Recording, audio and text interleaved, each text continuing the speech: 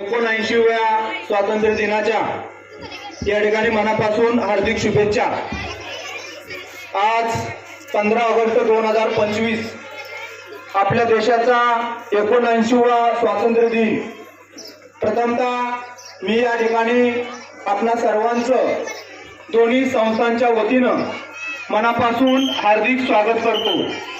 या कार्यक्रमासाठी उपस्थित या गावच्या आदरणीय सरपंच, उपसरपंच, त्यांचे सर्व सदस्य, त्याचबरोबर शाळा व्यवस्थापन समितीचे अध्यक्ष, त्यांचे सर्व सदस्य, त्याचबरोबर गावातील विविध कार्यकारी सेवा सोसायटीचे चेअरमन, त्यांचे सर्व सदस्य, गावातील विविध क्रीडा मंडळे, आमच्या विद्यालयाचे माजी विद्यार्थी आणि ग्रामस्थ बंधू आणि भगिनींनो, आपण बहुसंख्येनं या कार्यक्रमासाठी उपस्थित झालात त्याबद्दल प्रथमतः मी पुन्हा एकदा आपणा सर्वांचं मनापासून या ठिकाणी हार्दिक असं स्वागत करतो।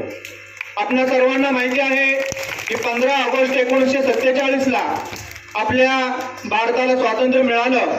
स्वतंत्र आणि चैतन्यमय अशा भारताचा जन्म झाला आणि शेकडो वर्षाची पारतंत्र्याची श्रृंखला या ठिकाणी घडून पडली आणि आपला तिरंगा या आसमंतामध्ये मोठ्या अभिमानानं फडकला। मोठ्या असीम आणि त्याग आणि बलिदानातून आपल्याला हे स्वातंत्र्य प्राप्त झालं।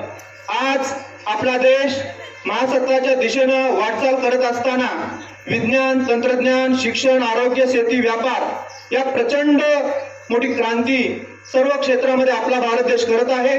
मोठ्या पायाभूत सुविधा आज देशामध्ये निर्माण होत आहेत आणि असं असताना सुद्धा आपल्या देशापुढे आता अनेक आव्हानं सुद्धा उभी राहिलेली आहेत।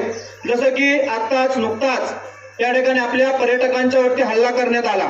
दहशतवाद, प्रांतवाद, जातीवाद आणि यामुळं भारताची एकता आणि अखंडता याला धोका निर्माण झालेला आहे आणि म्हणून आज या कार्यक्रमाच्या निमित्तानं संपूर्ण भारतीयांच्या मध्ये एकता, एकोपा आणि अखंडता निर्माण व्हावी आणि आपली विविधता जी आहे ती विविधता टिकून राहावी आणि या विविधतेतून एकता निर्माण व्हावी आणि म्हणून या खऱ्या अर्थानं आज मोठ्या उत्साहानं संपूर्ण देशामध्ये हा स्वातंत्र्य दिन साजरा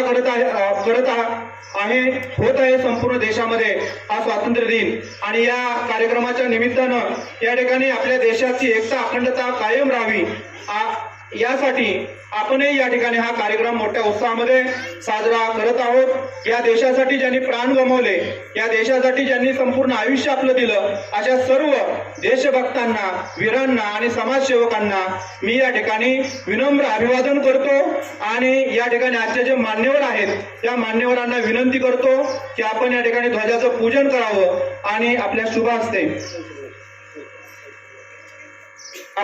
हस्ते या ठिकाणी ध्वजारोहण व्हावं। या ठिकाणी विद्यार्थ्यांना मी विनंती करतो की या मान्यवरांना आपण आपल्या या संस्थांच्या वतीनं मानवंदना द्यावी।